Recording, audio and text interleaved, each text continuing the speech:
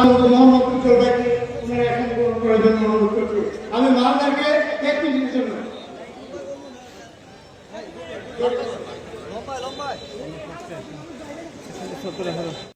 বিসমিল্লাহির রহমানির রহিম। প্রিয় অভিজ্ঞতাবাসী, আসসালামু আলাইকুম। আসলে এখানে আজকে আমাদের বক্তব্য শুনতে কেউ আসে নাই। এখানে সবাই এসেছেন নূর হক নূর ভাইয়ের বক্তব্য শুনতে এবং চৌধুরী আশরাফুল ভাইয়ের বাড়ির নুমান ভাইয়ের ট্রাক মার্কার সমর্থনে আজকের এই সমাবেশে জনতার যে ঢল দেখেছি, ইনশাআল্লাহ নুমান ভাইয়ের নেতৃত্বে আগামী নির্বাচনে ট্রাক মার্কার বিজয় সুনিশ্চিত হবে।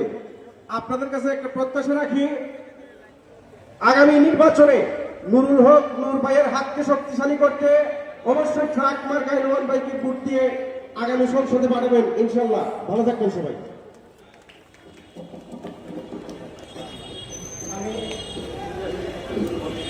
বক্তব্য নিয়ে আসছেন কেন্দ্রীয় কমিটির উচ্চতর পরিষদ সদস্য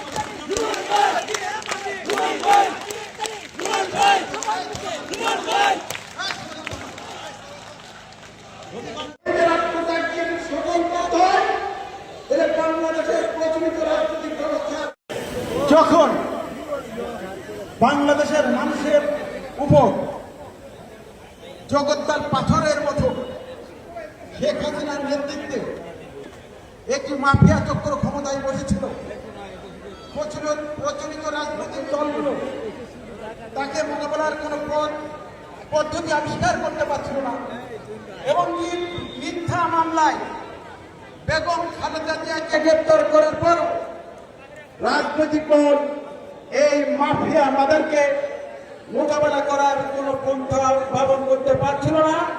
যে মুহূর্তে তরুণরা ফেসবুকে পোস্ট দিত আই হ্যাভ পলিটিক্স, সেই মুহূর্তে 2011 সালে ঢাকা বিশ্ববিদ্যালয়ের মধ্য দিকে ভুটানগুলোর মধ্য দিকে একজন তরুণ তুর্কির আবির্ভাব করে, তিনি হচ্ছেন নুরুল হক নূর। যে নুরুল হক নূরের আবির্ভাবের কারণে এই যে শেখ হাসিনার লৌহ শাসন, রক্তচোষণের শাসন, তথ্য আপনার যদি চেপে ওঠেনি, এক পর্যায়ে নুরুল হক নূর বলেছেন 90 ভাগ পতন হয়ে গেছে, আর 10 ভাগ বাকি আছে, আপনারা ধাক্কা দিন, শেখ হাসিনার পতন হয়ে গেছে। বন্ধু আমার